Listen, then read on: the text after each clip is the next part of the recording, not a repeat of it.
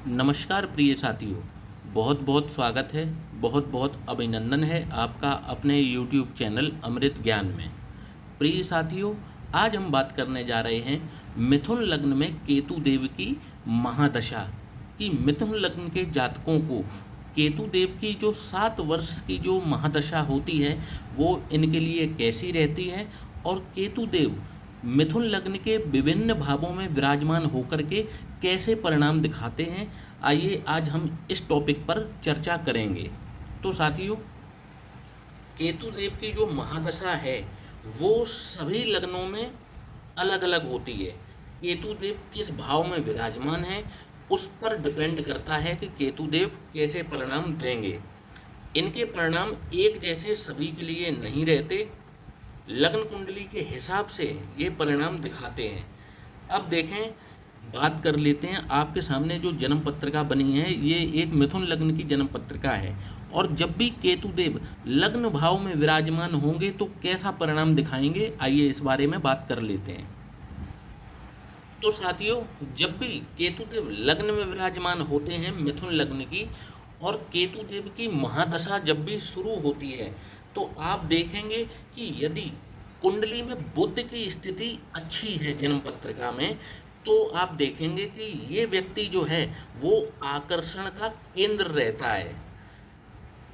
आकर्षण का केंद्र रहता है, ये हमेशा चर्चित बने रहते हैं, चर्चा का विषय इन पर बना रहता है पूरे के पूरे केतु की महादशा में।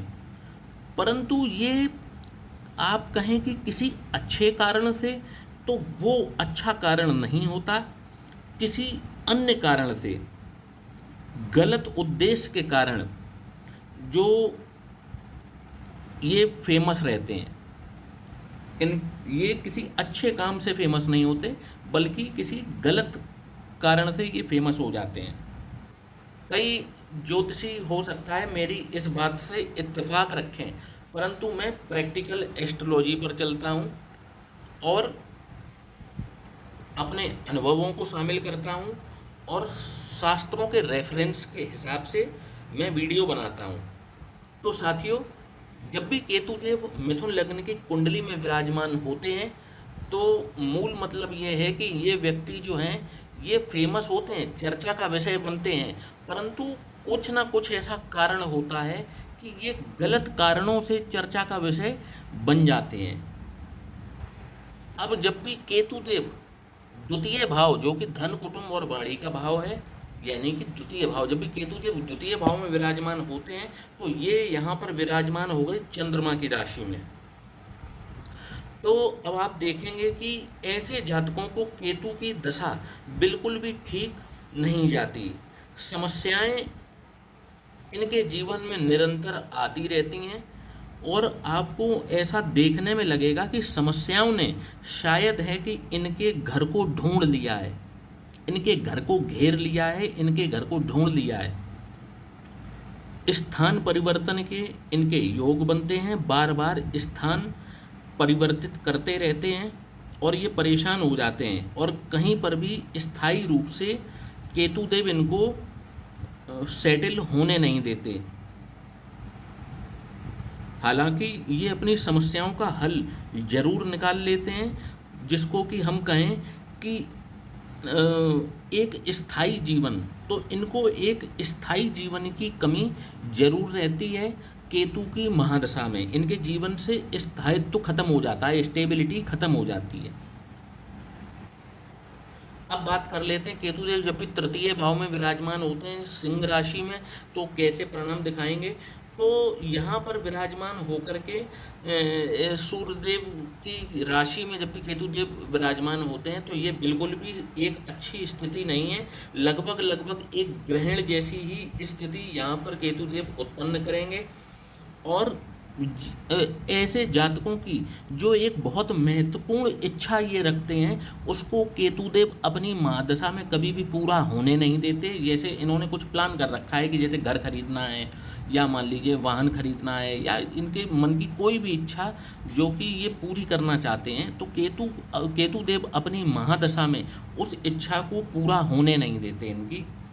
और यदि बात की जाए भाई बहनों की, तो भाई बहनों के साथ भी एक गलत फहमी जैसी स्थितियाँ यहाँ पर केतुदेव उत्पन्न करते हैं, भाई बहनों से मनमुटाव यहाँ पर हो जाता है। और यदि बात की जाए पैतृक संपत्ति की, तो आप देखेंगे कि पैतृक संपत्ति में भी किसी न किसी प्रकार की अड़चनें और भाई बहनों से मनमुटाव या आप ये कहें कि विवाद की स्थिति यहाँ पर केतुदेव उत्पन्न कर देते हैं।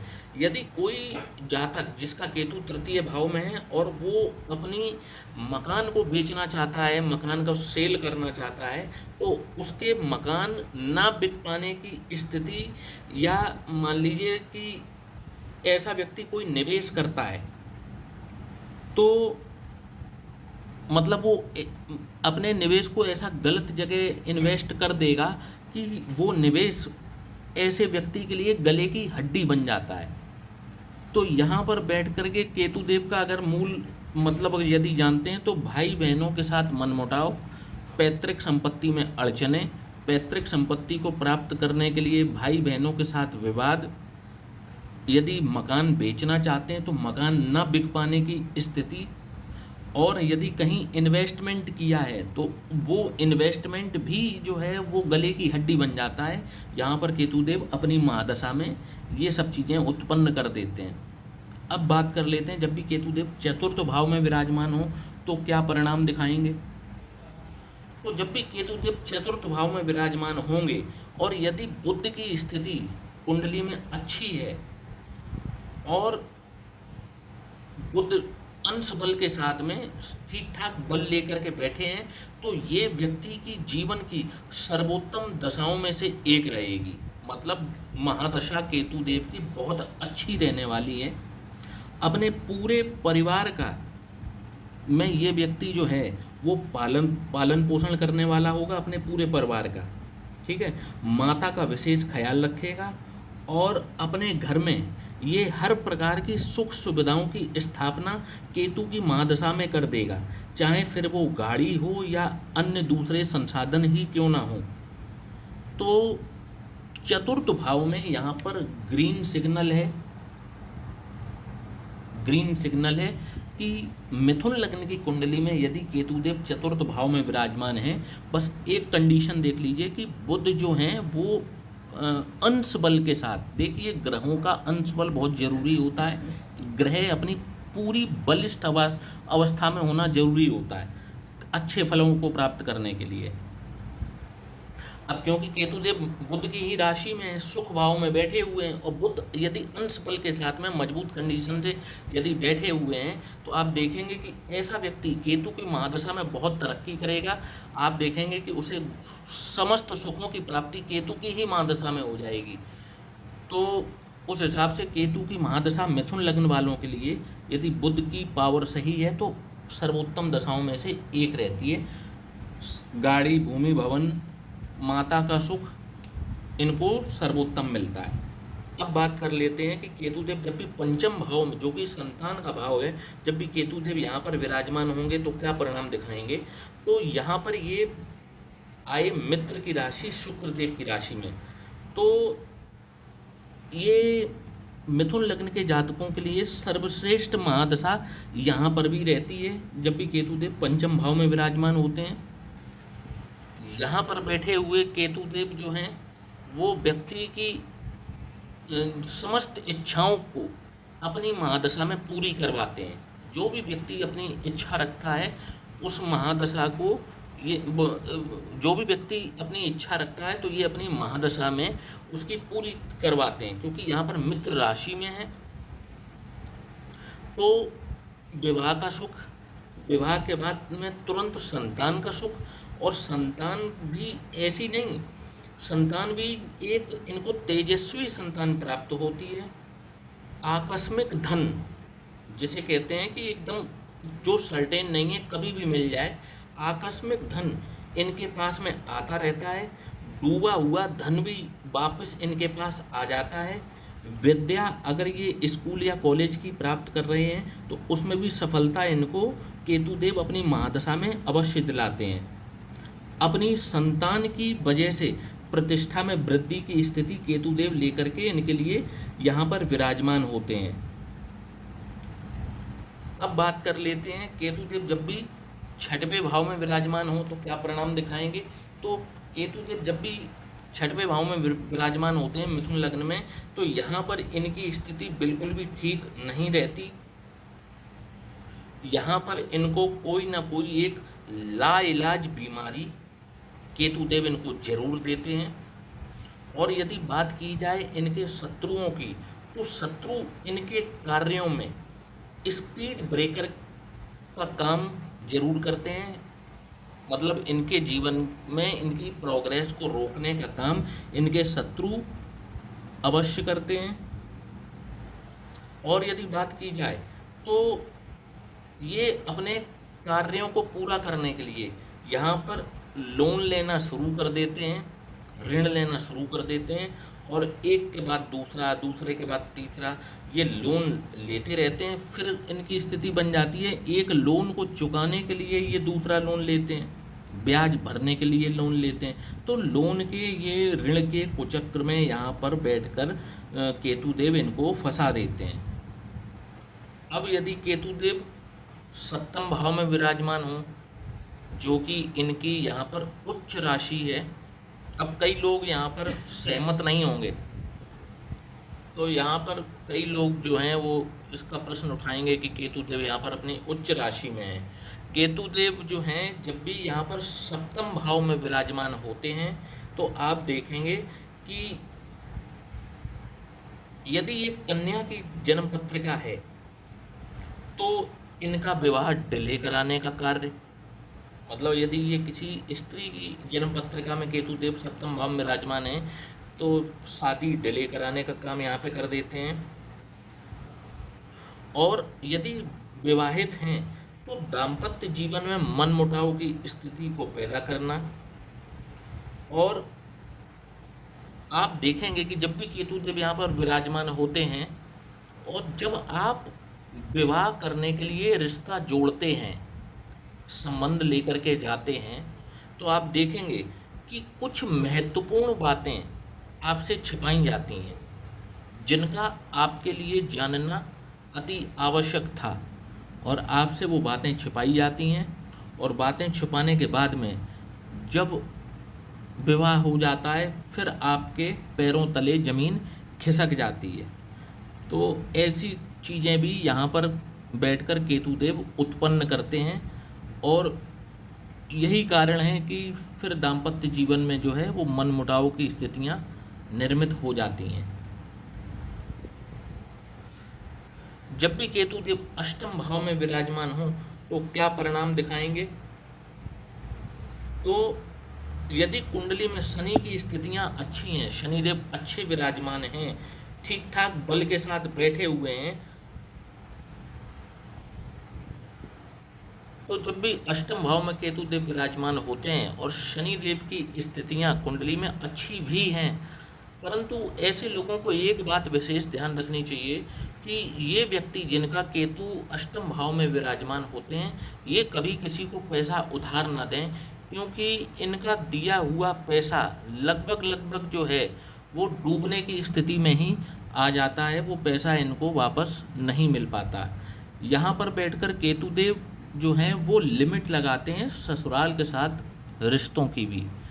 और आप जो हैं वो ससुराल के रिश्ते जो हैं आपके वैसे तो ऑटोमेटिकली एक लिमिट के साथ ही रहते हैं, परंतु जब भी आप उनसे ज़्यादा घुलने मिलने का प्रयास करते हैं तो यहाँ पर संबंधों में कुछ खटास आनी संभव रहती है। संबंधों में ससुराल के साथ खटास ज़्यादा मेल जोल बढ़ाने से यहाँ पर केतुदेव उत्पन्न कर देते हैं। ऐसे व्यक्तियों को सलाह दी जाती है कि अच्छी संगति में रहें, अच्छे लोगों का साथ पकड़ें और जो हैं अच्छी किताबें पढ़ें। यहाँ पर बैठ कर के केतुदेव अच्छे रिजल्ट्स तभी देते हैं। अब बात कर लेते हैं जब भी केतुदेव भाग्य स्थान जो कि नवम स्थान है, जब भी केतुदेव यहाँ पर विराजमान हों तो क्या परिणाम दिखाएंगे। तो जब भी केतुदेव नवम भाव में विराजमान होते हैं जो कि भाग्य का भाव है, तो ये इनके जीवन की एक सर्वोत्तम दशा साबित होती है। आध्यात्मिक उन्नति केतु यहाँ पर बैठ करके देते हैं। धर्म से ऊपर उठ करके ये अध्यात्म की बात करते हैं। भाइयों का इनको पूर्ण सहयोग मिलता है और यात्राएं भी इनकी बड़ी होती हैं, उसमें विदेश यात्राएं भी होती हैं और यात्राओं से इनको प्रचुर मात्रा में लाभ भी अवश्य ही मिलता है। तो यहाँ पर पॉजिटिव साइन है 7 सालों का, केतु की महादशा इनके लिए अच्छी जाएगी। अब बात कर लेते हैं, जब भी केतु देव दशम भाव में विराजमान होते हैं जो कि कर्म का भाव है, तो कैसा परिणाम दिखाएंगे। तो जब भी कर्म भाव में केतु देव विराजमान होते हैं तो फिर इनको वो प्रताड़ित करने का कार्य करना शुरू कर देते हैं। अपनी दशा अंतर दशा में ये मेहनत जो है वो 100% करेंगे, परंतु इनको जो लाभ है, रिजल्ट है, वो केवल 40% ही मिलता है। अपनी गलत आदतों की वजह से ये स्वयं को मुश्किलों में डालने का कार्य करते हैं। अपनी गलत आदतों के कारण ये स्वयं, जो कहा जाए कि इनका एक स्थापित बिजनेस होता है, उसको डुबाने का कार्य ये अवश्य करते हैं। और यदि इनके एक से अधिक बिजनेस चल रहे हैं, व्यापार ये एक से अधिक क्षेत्रों में करते हैं, तो केतु की महादशा में जो इनके 2-3 बिजनेस चल रहे हैं, उनमें से 1-2 बिजनेस इनके पूर्णतः समाप्त हो जाते हैं, बंद हो जाते हैं। तो साथियों, अब बात कर लेते हैं, जब भी केतु देव आय भाव 11वें स्थान में विराजमान होंगे तो क्या परिणाम दिखाएंगे। तो साथियों, आप देखेंगे कि जब भी ऐसे जातक को केतु की महादशा लगेगी तो इनकी आय और इनके व्यय में एक बहुत बड़ा गैप होगा। कहने का मतलब है, आय इनकी कम होगी और व्यय इनका बहुत ज़्यादा होगा। और बात की जाए तो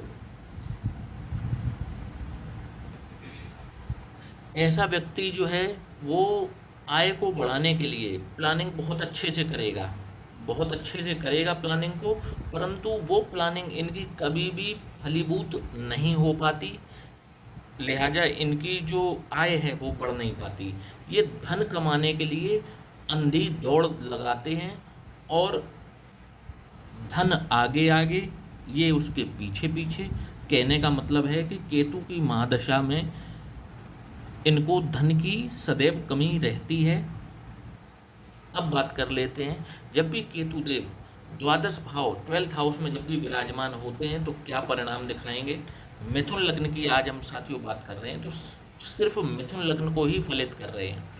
तो केतु देव जब भी द्वादश भाव में विराजमान होंगे तो क्या परिणाम दिखाएंगे, आइए इस बारे में बात कर लेते हैं। तो साथियों, जब भी केतु देव द्वादश भाव में विराजमान होते हैं तो यहाँ पर आय और व्यय ये संतुलित मात्रा में होता रहता है। कहने का मतलब है कि इनको जितना इनका व्यय होता है, आय भी इनको उतनी प्राप्त अवश्य होती है।